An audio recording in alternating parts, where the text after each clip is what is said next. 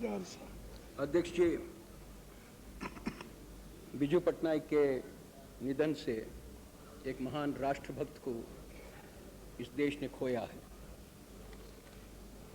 उनके गुणों के बारे में, उनके कार्य के बारे में आपने, प्रधानमंत्री जी ने, नेता विरोधी दल ने और अन्य साथियों ने अनेक बातें यहाँ पर कही हैं। हम केवल 2-3 बातें कहना चाहते हैं, क्योंकि मेरा यह सौभाग्य था पिछले 31 साल उनका मित्र के तौर पर रहने का।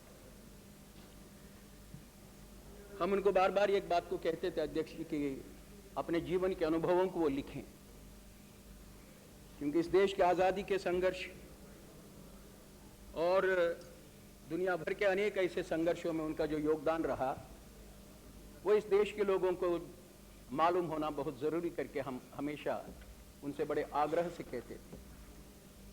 ये कहने के पीछे एक और कारण था कि बिजू पटनायक को बदनाम करने का एक सिलसिला इस देश में अनेक साल अनेक लोगों ने बहुत ही योजनाबद्ध ढंग से चलाया था। अब ये बिजू का बड़प्पन था कि वे इन चीजों की परवाह नहीं करते थे, लेकिन उन्हें बदनाम करने वाले लोग अगर उनके साहसी जीवन, उन्होंने इस राष्ट्र के लिए और केवल अपने ही देश की आज़ादी के लिए नहीं बल्कि कुछ पड़ोसी देशों की आज़ादी के लिए भी दिया हुआ योगदान, इसको भी अगर उसके साथ बताते तो कुछ बात और होती। मुझे नहीं मालूम बिजू ने लिखा या नहीं लिखा। हमने उनके बेटी से भी बार बार ये कहा कि अपने पिता को कहां बिठाकर वो केवल बोलता ही रहे और एक टेप रिकॉर्ड पर उनकी सारी बातें अगर आ जाएं तो इतिहास में कितना एक बहुत महान आदमी इस देश में पैदा हुआ, तो इसकी जानकारी आने वाले पीढ़ियों को मिलेगी।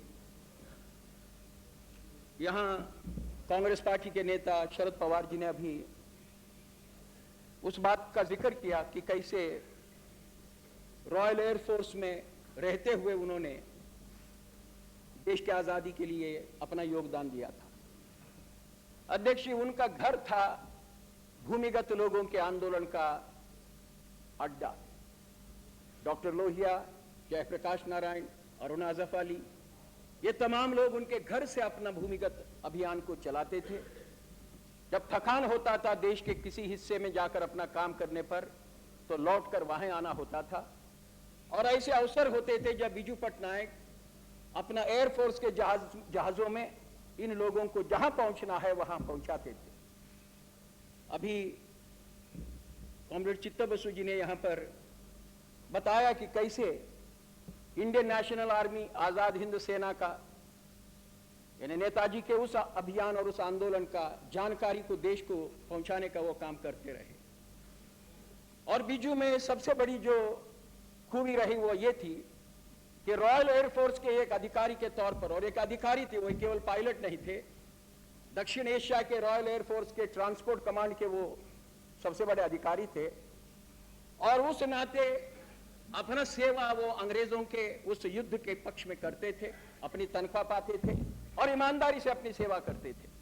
बर्मा में एक नहीं अनेक बार उनके जहाज को अंग्रेजों के बंदूक ने गिरा दिया था, और एक नहीं एक से अधिक बार बिजू पटनायक युद्ध में मर चुके हैं, ऐसा अंग्रेजों का बयान भी आया था।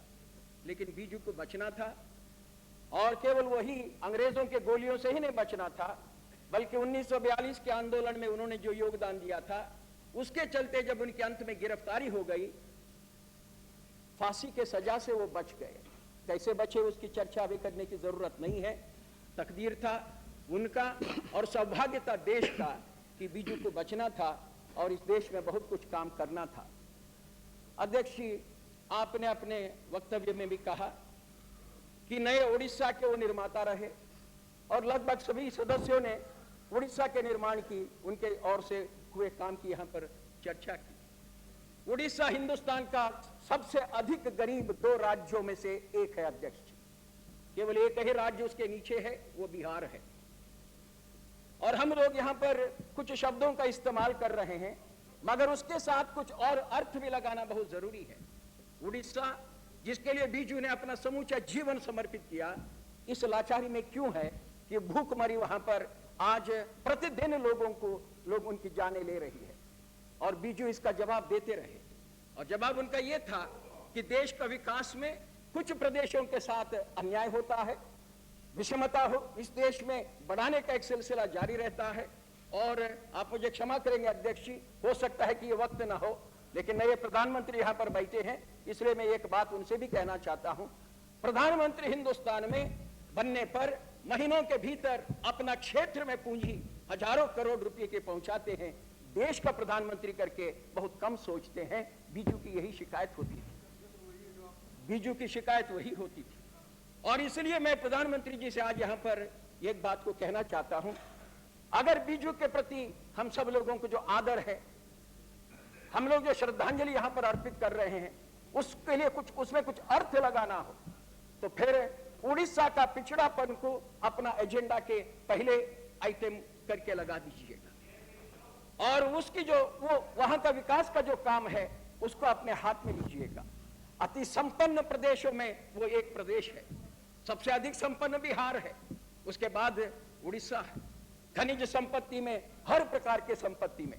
और आज वो प्रदेश जिस लाचारी में है उससे बाहर उसको निकालने के लिए अगर सरकार अपने को समर्पित करती है और प्रधानमंत्री किसी एक क्षेत्र के बारे में ना सोचते हुए देश के बारे में इस संदर्भ में सोचते हैं, तो मैं मानता हूं अध्यक्ष जी एक बहुत बड़ी हम लोगों की उपलब्धि होगी और बीजू पटनायक को श्रद्धांजलि होगी।